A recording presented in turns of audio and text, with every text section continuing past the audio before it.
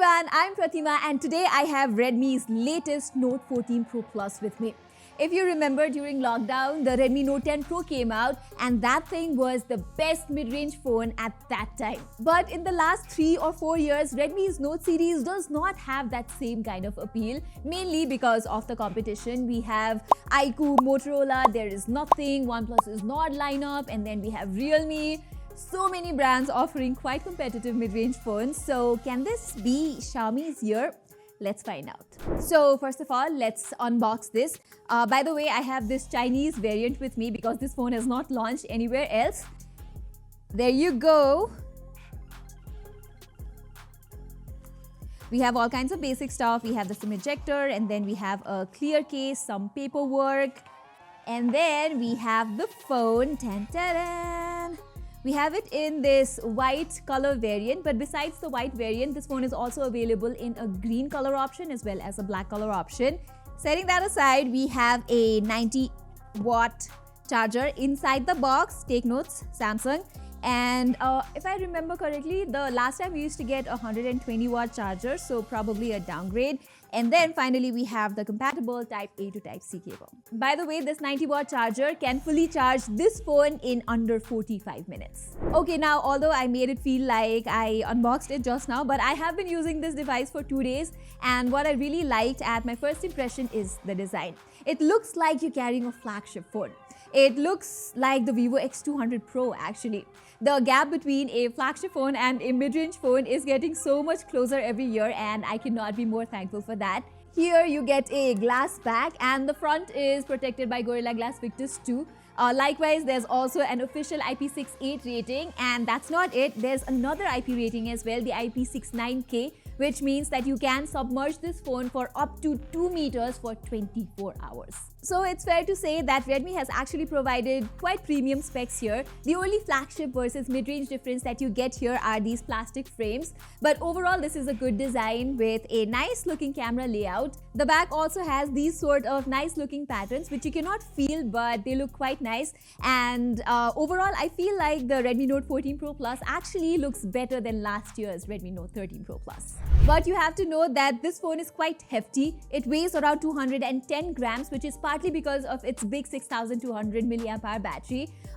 In my use case, at first it felt quite heavy, but over time I just got used to it. And because it has a mammoth size battery, this thing is a battery champ. I got easy 2-day backup from this phone. As you can see from these screenshots, I am easily getting 48 hours of backup, which is even better than my iPhone 16 Pro Max. Even on the display side of things, I have good things to say. This is an AMOLED screen. It's a 12-bit screen with 120Hz refresh rate, HDR10+, Dolby Vision support, etc. And not just on YouTube, but on OTT platforms like Netflix as well. At the same time, Redmi has also bumped the brightness. Previously, it was a peak of 1800 nits, while this time it is 3000 nits. And even the typical outdoor brightness is sufficient, so no complaints on that regard. At the same time, the bezels here, as you can see, are really nicely trimmed down, and the speaker here sounds fuller as well. I think it sounds better than last year's Redmi Note 13 Pro Plus. So overall, I would say that the multimedia experience on this phone is quite nice. It also has an in-display fingerprint sensor. It's an optical one, but it's fast and responsive. And then the 120Hz refresh rate is also optimized quite well. So overall, this phone feels fast to use on normal usage at least. The Redmi Note 14 Pro Plus is powered by the Snapdragon 7S Gen 3 chipset, which is a only decent upgrade from the Dimensity 7200 Ultra that we got last year. The 7S Gen 3 is not necessarily better than the 7 Plus Gen 3 or 7 Gen 3 even. The S in Snapdragon's lineup is a downgrade, but overall the 7S Gen 3 does not feel slow here. I have to tell you, I've been rocking the 12GB variant with 256 gigs of internal storage, which is the base model. But as I said earlier, this phone feels fast enough on normal usage, and I'm also happy to report that Redmi has improved the vibration motor here. So when you're typing or when you get a call, the vibration feedback feels really crisp and strong. Alright, when it comes to gaming, I have to tell you that like this phone cannot do high FPS gaming.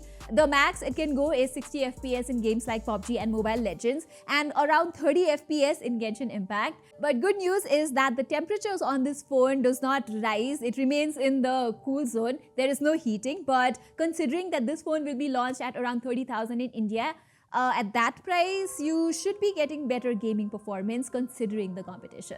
Anyway, let's talk about the cameras now. And this year, Redmi has decided to get rid of the 200 megapixel sensor in favor of a 50 megapixel unit. But to compensate for that, we're also getting a brand new 2.5x telephoto lens along with the usual 8 megapixel ultra wide angle camera. Now, I haven't thoroughly tested its cameras yet, but my initial impressions are as follows.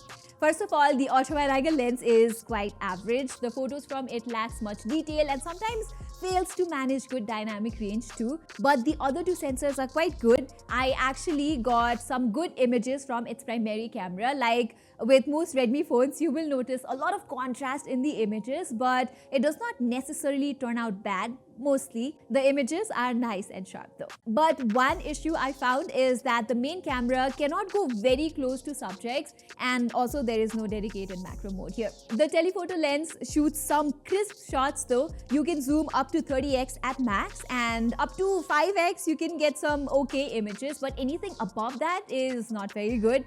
Plus, there is no OIS in the telephoto lens, so you need to keep your hands really steady.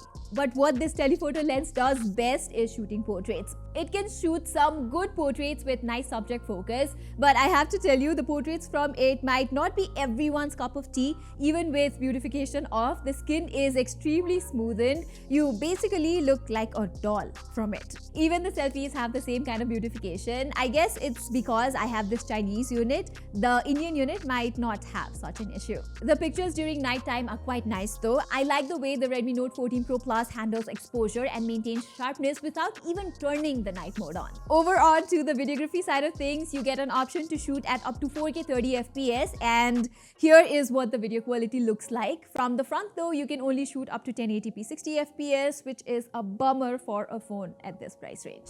So there you have it guys, this was my unboxing and full impressions of the Redmi Note 14 Pro Plus. I hope Redmi manages to price it aggressively and not price it above 30k to be very precise, because at that price it's going to be smashed by the competition like the Moto H40 Pro, the OnePlus Nord 4, and iQOO is also launching the iQOO Neo 10 soon. So if it is priced at around 27 to 28,000, it's going to be a killer offering. Otherwise, we'll have to wait and see. So with this, we've come to the end of this video. I hope you liked it, and if you did, don't forget to subscribe to our channel, and while you're there, don't forget to hit that notifications bell. Saying this, I'm Pratima, and thank you so much for watching.